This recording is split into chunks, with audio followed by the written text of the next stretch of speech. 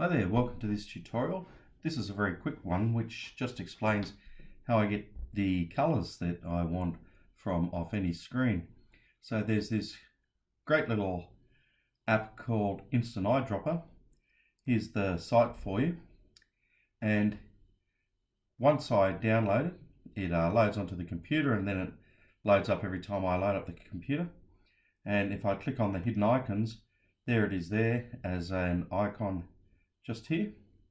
So if I choose a bunch of colors that I'm not sure quite what the color is, I can just go to the hidden icons and the eyedropper is there. If I click and drag over the top of any of these colors, it will reflect what those colors are as an RGB code, and as soon as I let go, it's copied to the clipboard, so I could then just go here and paste. So I'm going to do a Control V, and there's the three numbers for that particular color, which is really handy. Hope this helped, and I'll talk to you in the next tutorial, which is more about working with Excel.